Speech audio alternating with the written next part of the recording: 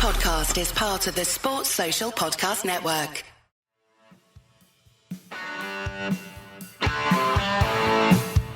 You're listening to Achtung Millwall, broadcasting from the beautiful South Birmingham. Accept no substitute.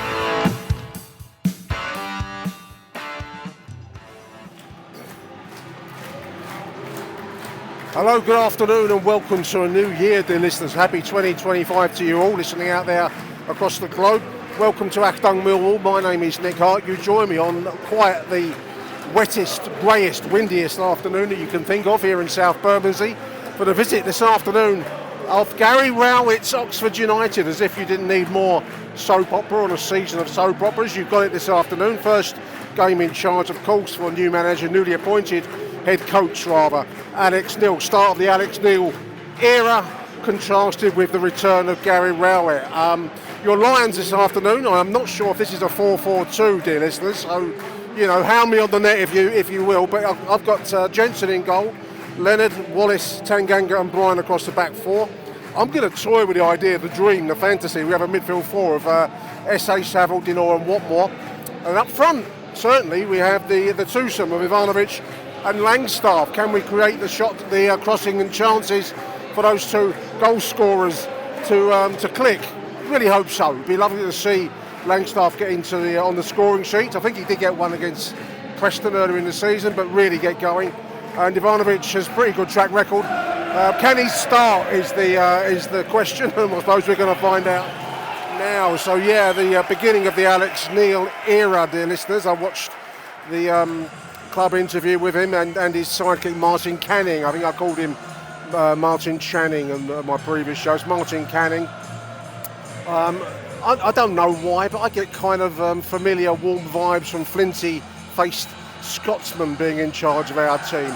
I don't know if they've got a sense of humour, they might do. They were well masked in the two interviews, and I quite like that. I think we respond well under stern-faced Scottish management. I'm going back as far as Mark McGee there, John Docherty, George Graham.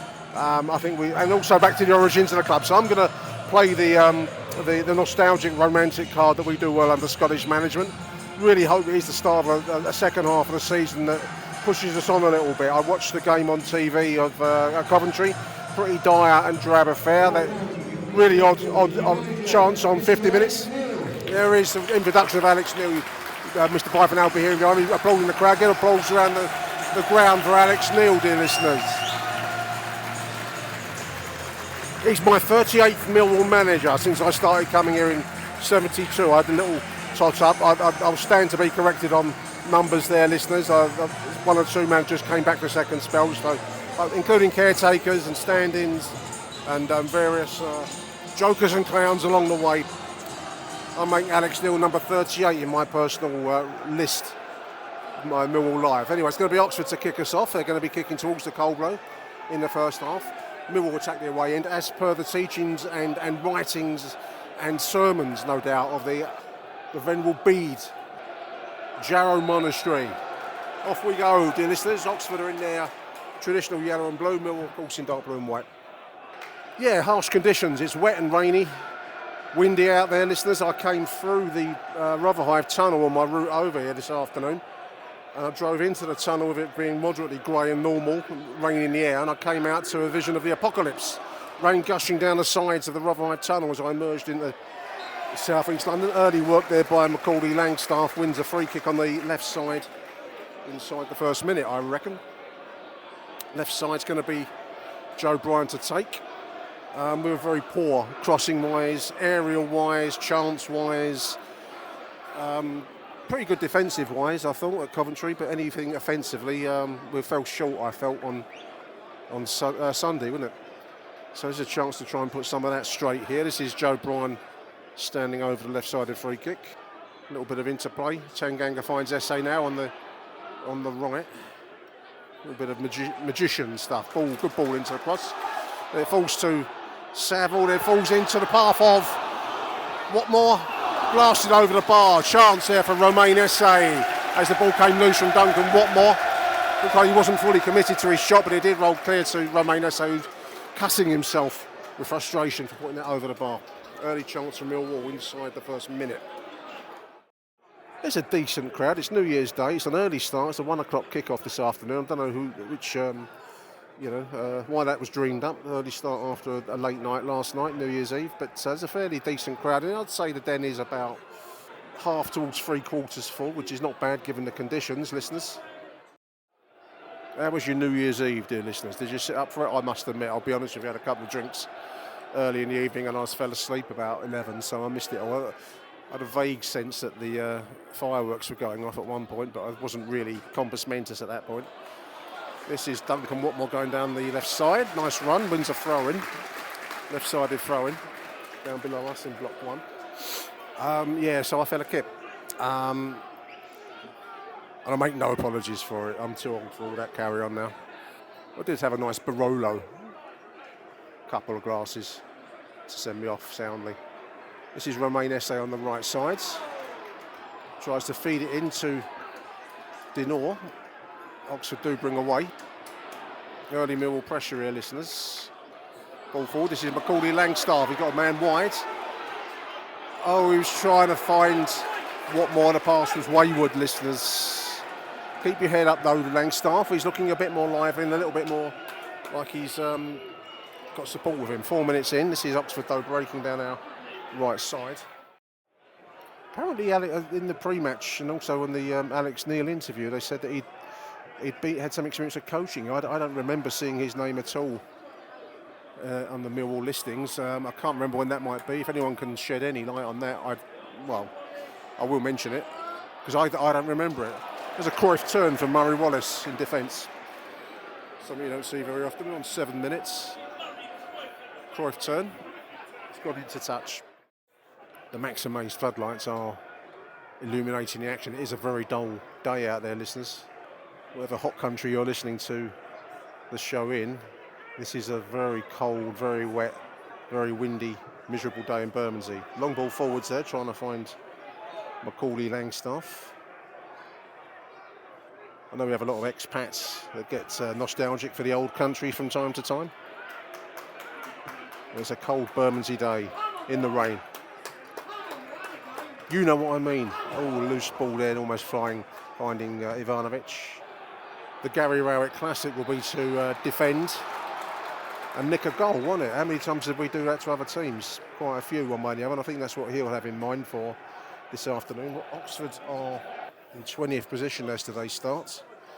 24 points. Millwall, after Saturday's point, ball in from the right side. Headed clear at the far post there by Ryan Leonard. After that point, Saturday, Millwall in 13th on 29 points. Yeah, remarkable incident on the 50th minute at Coventry, which is where they hit the crossbar, which then rolled around the goal and off the post and clear. I can remember the famous Jim Montgomery save in the Sunderland Leeds FA Cup final in 1973. This is one for the kids now. He took a shot on, pushed a shot onto the crossbar from Peter Lorimer from close range. Did that hit the post as well, older listeners? I haven't checked it, I'm just waffling away at the Den, but that was a similar kind of feel. We rode our luck there because if we'd have gone a goal behind, I couldn't see us clawing our way back into that game on Sunday. Famous FA Cup final incident, of course. Ball down the channel, left side. This is Mihailo Ivanovic, tackled there. He will want to bulk up the boy. I know he's only 19 and he's got some development yet to go. He probably needs to strengthen himself up, upper body-wise. He was just tackled by a slightly larger frame 5 there. So there's work to be done. I don't think anyone can say that he's the finished article. I like him. I mean, opinion varies on the boy, and some have described him quite disparaging terms on the internet. I don't subscribe to that, listeners. I think he's got talent, but he's got development to go, and that is the point and purpose of this new policy of finding players for cheaps and selling them for expensives. And Alex Neil said that's one of his fortes. He mentioned Preston, where he developed players and sold them a few players. He mentioned for high numbers of millions of pounds. So ball breaks. This is Langstaff. He's got Watmore overlapping him on the left side. Brian slowly making his way forward. There's a shot wide right from Watmore. I think the goalkeeper had that covered wide right. We're on 12 minutes nearly. Joe Bryan was making his way forward at a rate of knots akin to the one of those old steam trains, the Titchfield Express, chugging forwards there. Watmore was looking for someone a little touch speedier. Didn't find, he found old school steam train chugging along. Thomas the tank engine. Joe the tank engine. 13 minutes in, listeners. Oxford haven't threatened yet, at the risk of tempting Lady Fate. And it's been pretty much all Millwall so far, without any real, cut-dry chances. But we certainly look a bit more dangerous with the two up front. Whether that can be done in every game, I don't know. Nice little bit of passing, intricate triangles there. This is Dinor, finds Essay on the right side. Overlapping him is Dinor. That's a ball across the over hit, unfortunately. Watmore picks up on the left side. Ball trying to find one, and he pulls it in. Ivanovic with the first touch, put it wide over the bar, but he had nothing much to work. The last ditch kind of cross back from Ryan. Nice thinking though by Leonard and then Ivanovic to be in the zone. That's what we want to see more of.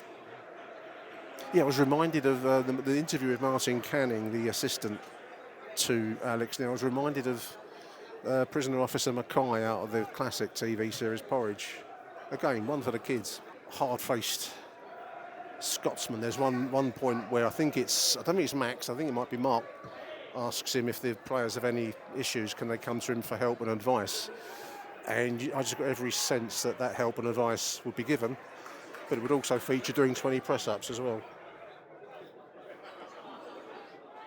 Different take on the Marge Brooks column. Again, one for the kids. Back heel pass there. This is Essay now on the right side. He's got in. Referee's not going to have that. Essay went down looking for a penalty, but not, or at least a free kick. Referee's having none of it. Crowd agreed with Romain there. One thing I do miss is the dark arts that we used to have under Dennis Wise. That man was the absolute master of many things. He was the master of falling over and drawing a free kick. He must have perfected that. He must have, maybe he took ballet lessons or something, or film stunt work, I don't know, but he was an absolute, the best I've ever seen in a Mill shirt for drawing free kicks. And I think Neil Harris actually as a player drew a lot of, took a lot out, picked up a lot of education from Dennis Wise on that front, because he also became a master of the darker arts of the football late in his career. Hats off to Dennis Wise. Interesting that Alex Leal has decided to go with the two-man front line, which I approve of. I'm sure everyone gathered here today approves of. We've been kind of begging for that for a long while, haven't we? Because one of the things that really stood out, I think it was Jim Hackett on our voicemail show, made the point that the ball on Sunday and a few times across the season was going forwards to a rather lonely-looking Macaulay Langstaff or whoever, Bradshaw even, or Ivanovic, named as a single sole striker, nothing to work with, and it was just coming straight back at us. So I think clearly that's something that Neil has picked up from Sunday's draw, that we need to be able to take the ball forwards and keep it. There's a lovely crossfield pass there. This is Joe Bryan on the left side, ball into the box, in low, goalkeeper picks it up, no one really there, but both Langstaff and Watmore were in attendance. A bit like the Queen used to have people in attendance when she visited a local shopping centre. They were in attendance. Crowd responding to the brighter football that we're seeing, listeners. It has been reasonably attractive so far. No clear chances yet. Nice, lovely little take and turn, and keeps his feet there by Watmore. Tried to feed it through to Langstaff there, just slightly over it. Beautiful play by Romain Essay, listeners. Beautiful play by Romain Essay. Wow. How long can we keep that boy for? I don't know. 19 minutes in. That was a real quality bit of staying on his feet when he was clipped and finding a pass that nearly came off. Oxford United were, of course, during the 1980s, owned by the criminal Robert Maxwell, the tycoon stroke criminal who famously relieved the Daily Mirror pension fund of its contents to fund his business empire. But he also dabbled in the world of football, which was Derby County, actually. He had Derby County, then he shifted over to Oxford. Maxwell used to be emblazoned on there. Was it BPPC? I can't remember. In the mid-80s, he had the bright idea, because he didn't really understand football at all. He wasn't really interested in football, Robert Maxwell. Well, the one thing he was interested in was keeping his name out in the public domain, and I think he saw football as a method of buying popularity, like the Roman Empire. This ball, long ball forward, this is Ivanovic. Finds Ryan Lend on the right side, ball floats across, that's Watmore, it falls to Ivanovic. Shot on target, punched away by the goalkeeper from the volley. This is Watmore. Good opportunity there for Ivanovic. Shot was on target, the ball batted away by the goalkeeper in front of goal. First real chance of the match. You're on 25 minutes. Maxwell, of course, wanted to merge Oxford and Reading into Thames Valley Royals or something? Thames Valley Rangers or something? Make one club out of the two, which again betrays his absolute zero lack of knowledge about football. Fascinating figure, Robert Maxwell. I've listened to an audio book a while ago now, but it's fascinating about his life. Man of many parts, crooked as they come. Well worth seeking out if you get a chance. This is loose ball there. Saville almost gives it away to the 20. Gives away a free kick in the end on the halfway line. Little moment's hesitation by George Saville allows Oxford to break forwards.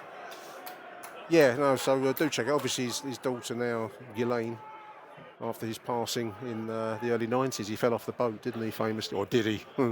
Was he pushed in the Canary Islands? And now she's doing time for friendship, shall we call it, with the paedophile Jeffrey Epstein. Lovely family. And they owned Oxford anyway. That's the point of my ramblings. This is the 7 from the right side. Ball into the box. Headed cleared by Tanganga there. A little moment of threat there from Oxford. Come down their right, our left. First few moments where Oxford are pressing forwards now, listeners. We're on 27 minutes. Joe Bryan, loose controller, gives the ball away and gives away a free kick. Trying to recover the ball. A little bit of momentum has gone away from Millwall in the last few minutes. Oxford have come into it more. Ryan's just looking a little bit like that early rush has passed us by. But overall, it's been a bright start by Millwall. Probably the best chance there's that opportunity for Mihailo Ivanovic a few minutes ago. We're just in a slight sense of a lull as I'm speaking to you at the moment. So we're on 29 going towards 30 minutes, dear listeners. Ball breaks. This is Oxford now on our right side, the 7. Right side edge of the penalty area. He's into the box. Shot was blocked as Jensen was going downwards. It's gone for a corner, right-sided corner. Bring a little bit of life from the travelling Oxford support. 19 takes, in it comes. Flashes back and forth. Who's that? Took one full in the mush there. There was a shot. I think it might have been Saville. Took one full in the mush. Alex Neil in conversation with Macaulay Langstaff. A lot of pointing and gesticulating. Forceful points being made. I think that's Martin Canning behind him, watching on like the head warder at HMP Slade. I've got to stop these analogies. I don't know why I'm making them. Ball falls. It's a 9. Ooh. Shot from the edge of the D there by the 10. Kind of caught on the volley and it went wide right, thankfully, because I think Jensen was at full stretch there. That would have been, it's certainly been Oxford's first chance, best chance of the half. 34 minutes. Thankfully it went wide right. It was a moment where all-time throws, listeners. Big congratulations to our very own Aaron Paul, who starts the new year as the breakfast show host on Radio London, listeners, which you can get on the BBC Sounds app, of course, every morning if you're driving into work. Aaron's going to be on the morning show. It's a big, big gig for him. I want to say big congratulations to him. I've known him for a few years now, since those days back at Love Sport Radio when we first met up, and he's been a regular supporter on the show. And personal friend. So yeah, big congratulations to Aaron. That's a big step forwards. He's doing a lot of work in TV now and Radio London breakfast show. That's a tough gig. So he'll do well. I know he'll do well. He's a very, very professional operator. So big shout out to Aaron. 39 minutes. We're just seeming to run out of ideas a little bit at the moment, listeners. I think the half-time break will give everyone a chance to press the reset button. We've been trying to get the ball forwards to the two boys up front. That's gone a little bit off the boil of late. Started well. And been a little bit, not quite pinned back by Oxford, but certainly they've come into the game more in recent minutes. So Alex Neil will want to be having a word or two to say, I'm sure, in that dressing room at half-time. Here's the 7. He's got the 20 overlapping him on the right side. Ball into the box. Ooh, skids across the 6-yard box. Wow. Forward there was just a few inches short of touching that in. It's back to the 4 now. This is a chance to have a shot from distance. That's into the belly of Lucas Jensen. No danger there, but big moment there. That was probably Oxford's another chance there. Ball in from the right side. It skidded across the face of the one attacker and then the 6-yard box itself. So Millwall dodge a bullet slightly. Ryan Leonard on the right side, looking for movement. Ivanovic made movement and didn't get the ball and looks in a huffy. Might have to conquer that little, showing his displeasure. Ball forwards. This is now towards Ivanovic on the left side. Gets penalised for a push there. The referee did see that. I saw that. Bit of frustration coming out from the young Serbian there. Half time, no added time. Unusual, but I suppose we haven't seen the trainer on the pitch at all. So half time, Millwall 0, Oxford 0. Chances of both sides as the half wore along. I thought Millwall started the brighter, but gradually got a little bit off the boil, a little bit into a lull as the half drew to a close, and Oxford had a couple of moments. So there it is, half time 0-0, dear listeners. Achtung, Millwall. Just a quick mention, if I may, to an email that I've had from Mike Bissiger, one of our regular listeners and correspondents, talking about the Christmas Day football item that I included on one of the previous shows, where at one time, quite from the start of modern professional football, Christmas Day was seen as a day where you could have professional football matches, and that only really stopped in the very late 50s. 1958 was the last time that I could find that Millwall played on a Christmas Day, and that was a fixture at home, Coldblow Lane, against Chester, which we lost 1-0. And as was the custom of the day, we then played Chester away 2 days later. But I've had an email here from Mike, Christmas Day football. Nick, just a couple of thoughts on your piece about football over the Christmas period. Obviously nowadays Boxing Day is seen very much as a natural day, but Mike says he was born in 1946 and has definitely been to a game on Christmas Day. His memory is that before the war and into the 1950s, games were played on both Christmas Day and Boxing Day, with local derbies understandably being very popular. They needed to be local, as he says, as you played the same team in 2 days, home and away. Quite different to now. Buses used to run on Christmas Day, says Mike, and up until about 4 in the afternoon. And as you say, Boxing Day, as I said, Boxing Day was a Sunday service. Certainly that remains kind of true, I think. I mentioned Reg Davis, a goalkeeper, some repute. I did a little piece where he got sent off for intervening in a crowd kerfuffle, and one of the Workington players got knocked out by Reg and got sent off for it.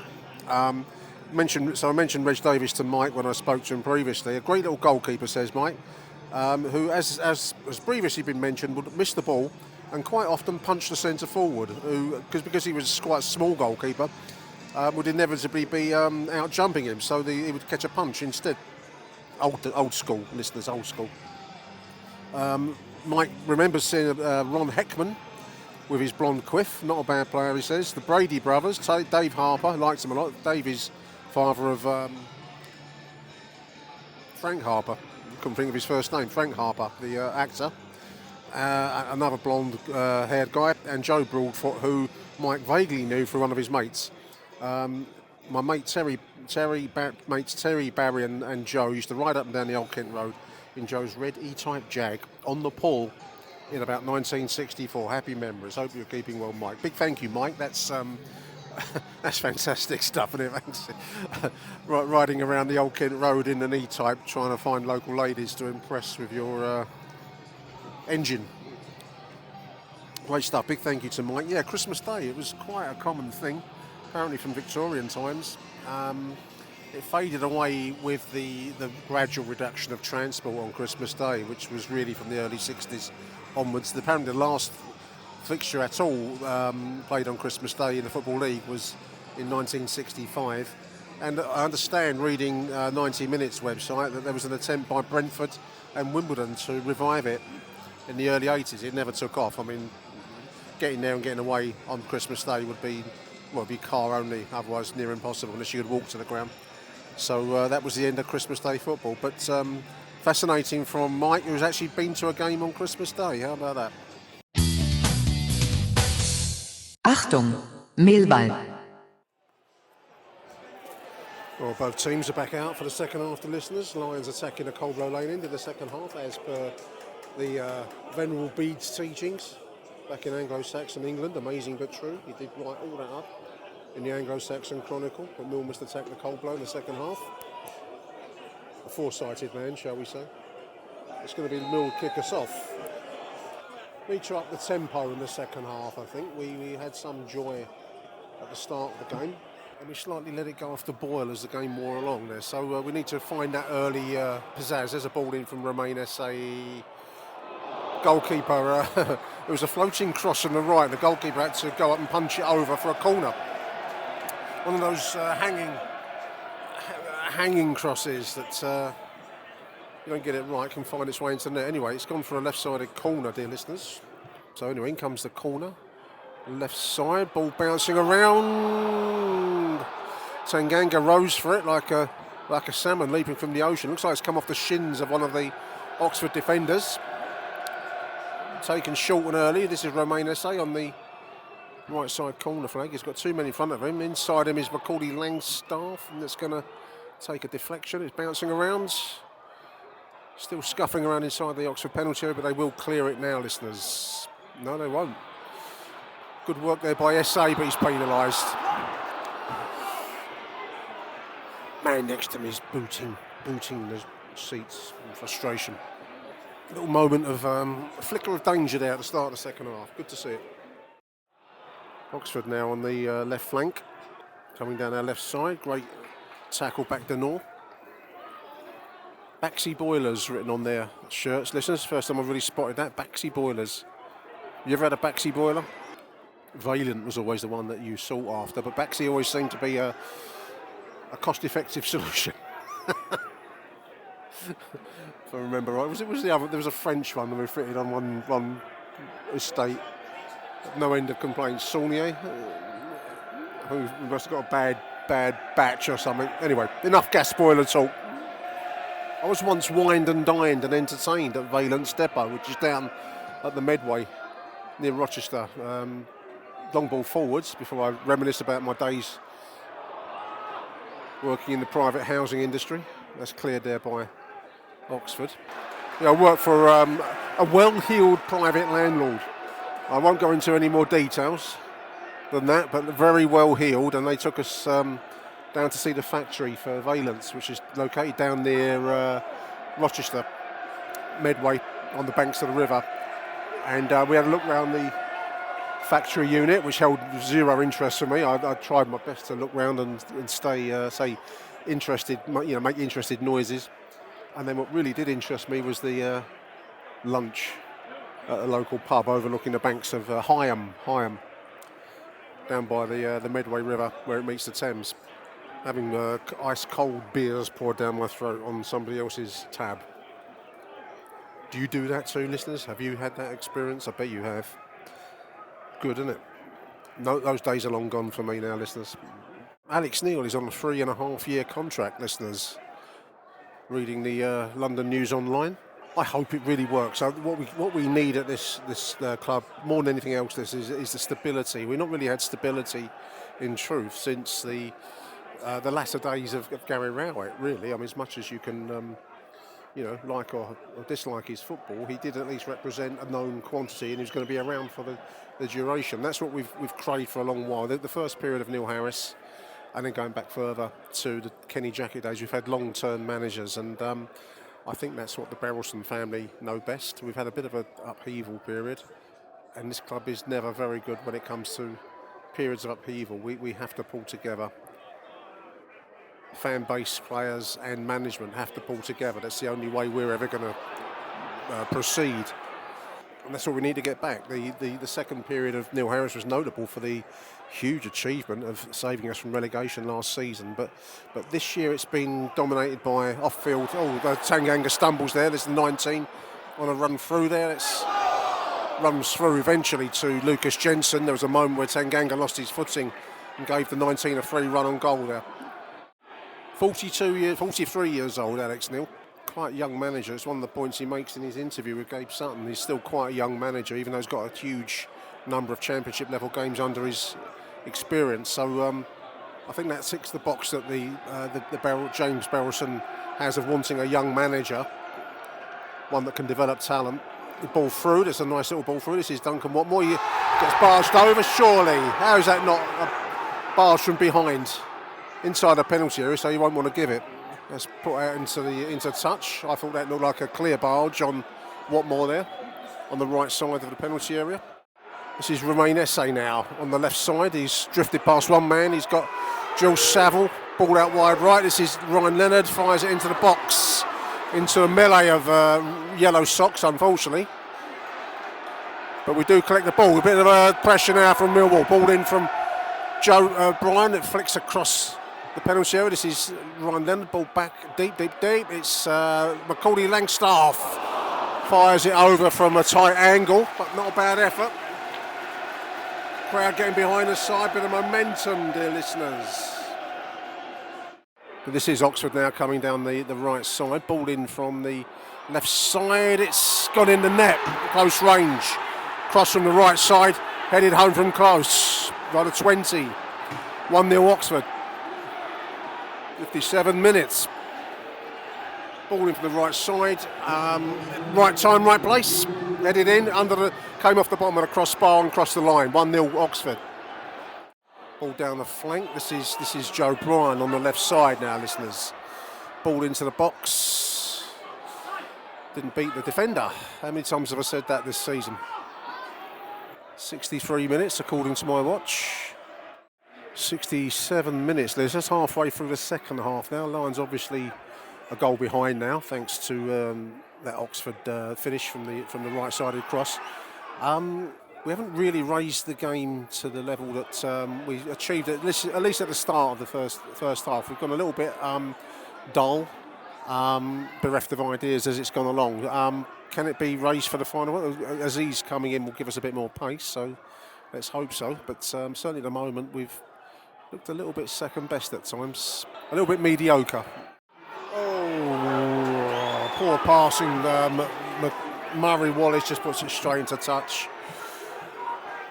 Crowd not happy with that. Body language of one or two out there has not been great these last few minutes, listeners. Ball into the box, that's hoof cleared by Murray Wallace. The atmosphere feels a bit flat inside the stadium. We need to find something from somewhere to enliven the crowds and put some electricity in some of these players. They're looking like a little bit like they've run out of ideas out there at the moment. Looks like there's going to be a substitution down below us. This is 20. Well, Honeyman and Bradshaw's coming in. 72 minutes, listeners. In fairness to Alex Neil, he's barely had, I think he said a day on the grass, as he puts it, with these set of players. He will have got a good sense of the capabilities of the squad and its shortcomings. Let's be quite honest, because there's some big talent out there, but there's also one or two players that are looking a little bit like they're at the end of the cycle. So big month ahead. We've got a chance to at least address some of those shortcomings. But yeah, he'll have a sense of what he's up against here from this performance. Movement is that's going to be the thing. Find some movement, because it's very static at the moment. And Oxford is happy just to stand there. There's a ball. Esse drawing a free kick as he's made a run through the middle. Fairly central free kick. Can we get anything on target, listeners? I've not seen us hit a decent free kick since the heyday of Zian Fleming This is probably a bit far out for the likes of Joe Bryan and Saville. They don't really take a blasting free kick. They might. Will Bryan have a go from here? I don't know. I've not seen him do it, if he will. 76 minutes. Now will be a good time to find something if we can do.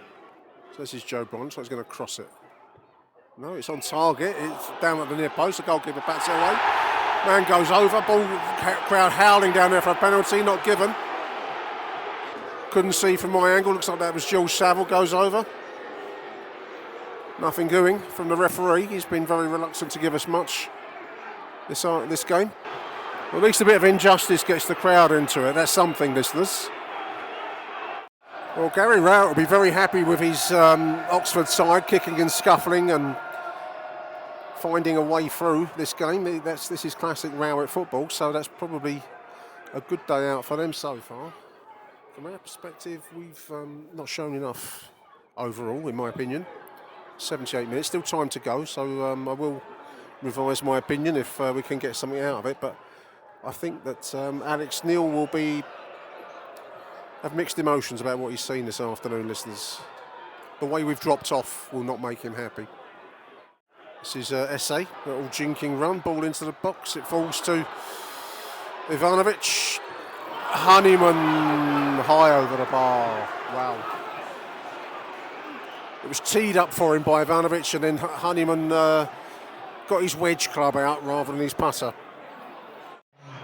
Oxford trying to game manage their way through the remaining time. People filing for the exits. Had enough on New Year's Day. Ryan Leonard cuts inside, centre circle, will remain SA. Mill pressing forwards, maybe 3 minutes to go, 87 minutes. SA was making a run there and wasn't spotted to his frustration. We keep possession though. This is Tanganga. This is Wintle. SA wants, he's got the ball at last on the left flank. What can he do? He's got two yellow shirts in front of him. Deep cross, deep. Goal kick. Time is ticking down here. This is Jeff Tanganga, ball into the middle. Ball floats across, it falls to Joe Bryan in space on the left side. That's a terrible cross. That is a fucking awful cross. We had men in the box. Listen to that reaction, listeners. That was an awful cross from an experienced player. Take it. Awful. That should be the last action of the game, I think, listeners. Overall, I'd say that's a poor performance. We started brightly enough. It's gone well off the ball as it's gone along. There it is, 1-0 loss to Oxford. Crowd not happy. Poor show. A lot of work for Alex Neil to do. There it is. We'll be back after these messages, listeners. Achtung, Millwall. Welcome back to the show, dear listeners. Joining me, I've just about warmed up enough to press the record button on our conversation with Graham Payne. Welcome to the show, Graham. Grim afternoon, mate. Tough viewing this afternoon. I was going to say Happy New Year, Nick, but it hasn't really Happy New Year. Yeah. It was a Happy New Year, like Den Watts might say to Angie with his divorce papers. Happy New Year, Angie. Happy New Year, Alex. Yeah. Mate, where do we start with that this afternoon? We're just saying off air, listeners, a brightish start, Graham. I mean, there was one or two. I was trying to think of incidents, and I've not long got home, so you know it's a bit of a jumble. I've just been looking through the BBC site, which is a bit deadpan, so it's quite hard to tell. But I remember a couple of moments. I think Ivanovic had a couple of goes in the first half, and it was bright. We looked like we had some intent. We've obviously got I presume that to be a 4-4-2 that we played for the chunk of the game today. And we started out of attacking intent. But what really worried me, and I don't know about you, but was the way we went off the boil and just accepted that we've gone off the boil, and there was no drive, there's no intent, no one was taking control of that team on the field to drive it on. I know we've said that a few times over the years, but we just lacked leadership, on the field leadership this afternoon when we were flagging. How did you see it, mate? Exactly that. There was no leadership. There was no drive. I've got to say that I think we've said it off air, but Alex Neil has got a big job on his hands. You know, there's a lot of issues in that team, and I don't think he's going to get the players. Let's hope he gets some players in. But I can't see him getting in all that he wants in January. I can't. And it's the same old problem that we've had for years and years and years. We have got no creativity. We don't. I know these strikers. I mean, but they don't. It's not like they miss loads of chances because they don't get loads of chances. We just don't create nothing. It's all hit and hope and maybe get a corner and a goal. But how often do we create a goal from open play with a lovely through ball? It doesn't happen. I mean, the two players, and you mentioned on our group chat, I don't think I'm revealing any state secrets to say that if you take Romain Esse and Jeff Tanganga out of our team, who, in my opinion, I hope yours, but the listeners too, Premier League level players could easily slot into most sides in that league and do a job. Esse stands out like the Mona Lisa in a if I did a colour by numbers patch and then they stick the Mona Lisa in the middle of it, he stands out. Jeff Tanganga the same, but I think we probably can take them out of the equation because we're in the January transfer window now, and both have had transfer interest. I cannot see us hanging on to either of those two jewels. And the rest of the team just looks so ordinary, so mediocre, so mundane, Graham. This afternoon was a tough watch, mate, wasn't it? Cold, damp, and harsh to watch it in. I don't know. I think he's got a huge job on his hands, Alex Neil. I don't know where he starts, actually. Well, yeah. I mean, the problem is he's not going to get no time now until the next game's Saturday. So the real. I think someone said he ain't going to get real no time until probably after Saturday. There's a 2 week. They've got the cup game, and then there's 2 weeks before the league game. But I don't know. It's worrying for me. That I mean, he even mentioned it in his after that he's never known a team, the whole season that every game they've lost or won, apart from we did beat Preston and Sheffield, he's always won one goal. 1-0 away or a 0-0 draw. Yeah. We're the lowest goal scorers in the league, and you can't. If Tanga, I'll be more worried. If obviously I don't want either of them to go in January. If Tanganga goes, we are really in the crap then because who's going to play centre off? I don't know. I mean, if these players do go, I think maybe a when rather than if. Given what I read, I've got no inside track on it, listeners. I've only gone by what you see on the internet. But they're both going to pick up interest. They're both very, very good players. They can both slot into certainly middle to lower level Premier League sides, both with ease. Both will be an asset to many, many sides. You see it, on TV. So I think it's probably a when we lose them. I'm hoping the wheeling and dealing that we are reputedly going down this road of wheeling and dealing. It's where it's got to start showing itself, Graham, because we will need to replace that quality with other players. Now, the quality that we're apparently assigned this season, maybe I might be a little bit harsh in saying this, but I saw nothing this afternoon from Ivanovic. He had one shot, I think it was a volley in the first half. My memory fails me at my old age now, but I think he had a volley in the first half, which I think got battered away by the goalkeeper. He looked very lightweight, I'm going to be honest. I think the boy's got a lot of work to do to take him to a level where he can hold his own in the Championship. He's got to strengthen, Graham. He looks so... There was one tackle in front of where I sit in the bird-shit corner, and the 5 for Oxford brushed him aside like, pushing a boy off the ball. It just doesn't have that upper body strength. He's got to get that. He's got to get it quite fast to hold his own. Langstaff, I don't know. I want to like the bloke, but he's just not showing enough ruthlessness in front of goal. He's getting the odd chance. He's got to start putting one in the back of the net at some point because that's the trade he's being paid for. How do you see that front? I mean, it's a front two today. Bold choice by Alex Neil, but I didn't see enough there today. Whether that can develop is what I'm hoping. What do you think? Well, yeah. I mean, I said. The only half decent striker we've got, and he's not ours, and he's injured a lot. Is Coburn. Coburn, yeah. These three, Bradshaw, Langstaff, and Ivanovic, just looks so off the pace. And I know I say they don't get chances, but they just don't I don't know. They're not.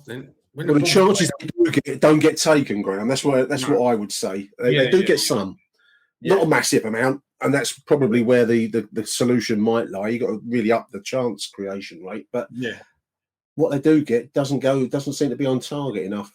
That's a problem. You can see the numbers reflect that. 22 goals from 24 games now, isn't it? 24. That's our 24th, I think, this afternoon. So that's not good enough.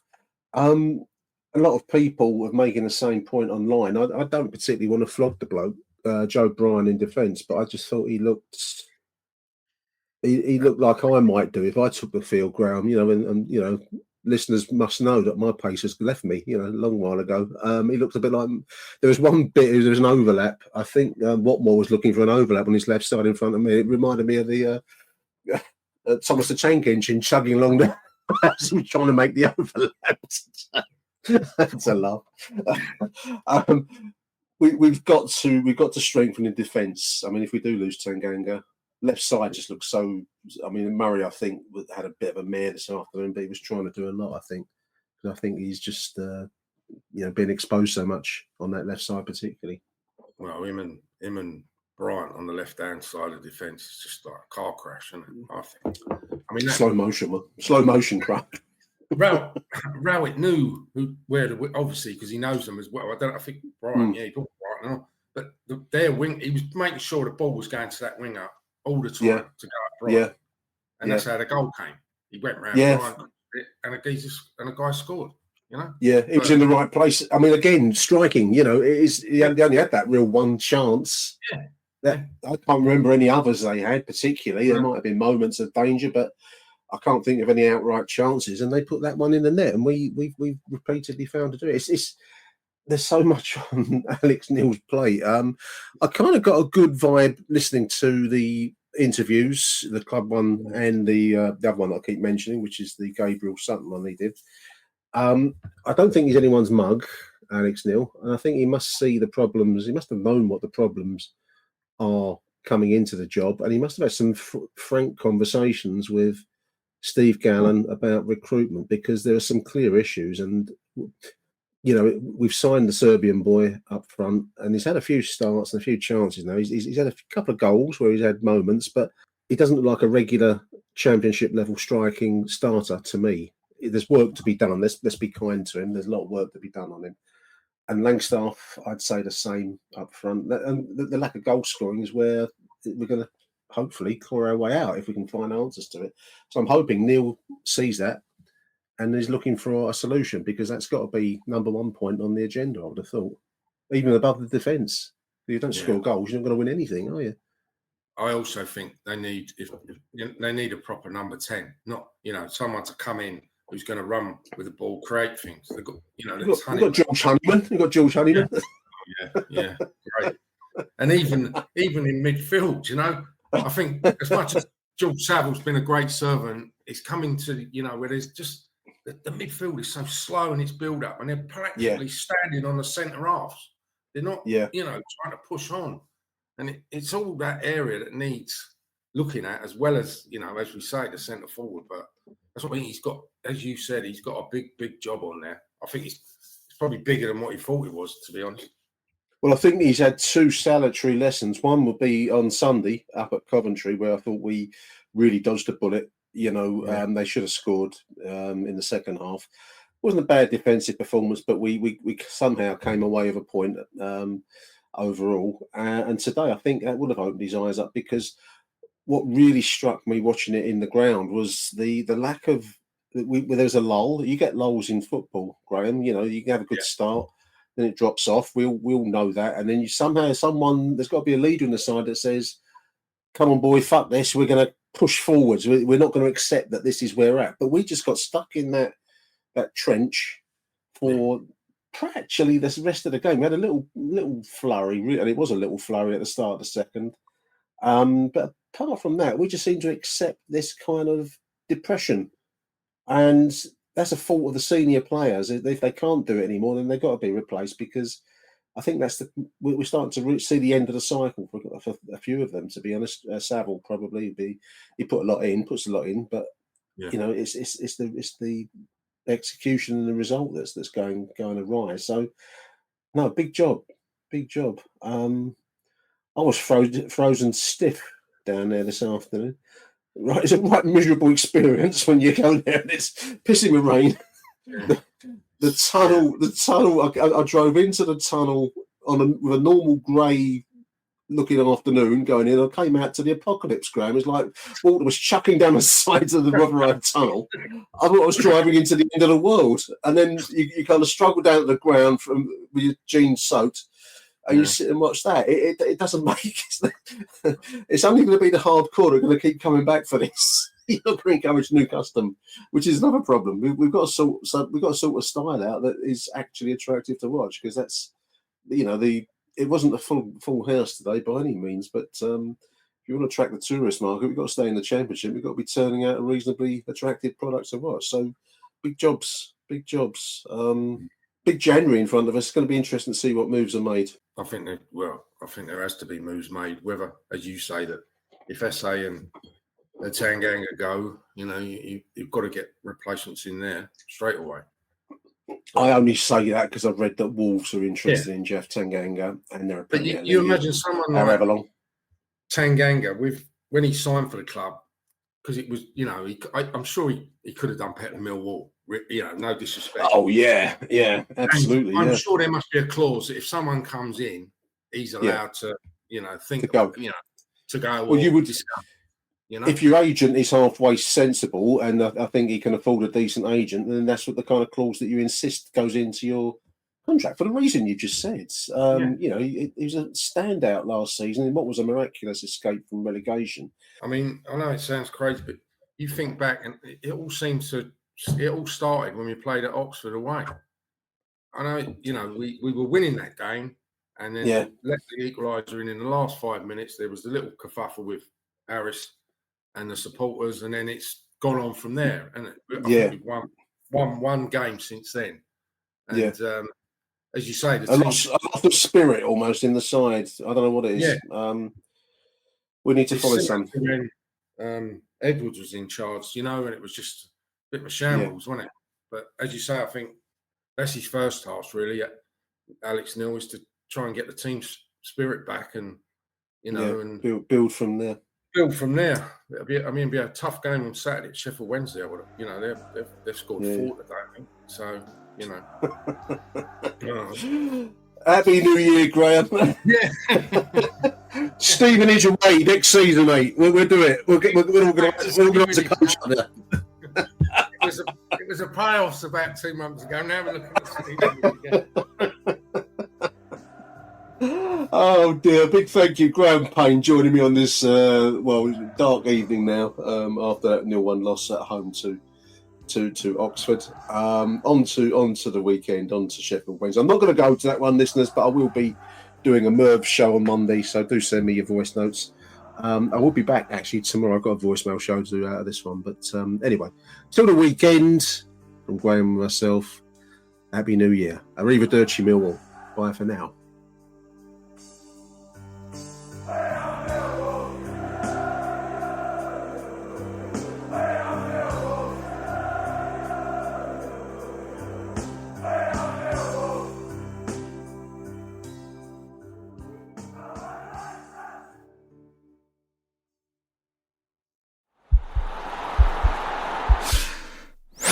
This podcast is part of the Sports Social Podcast Network.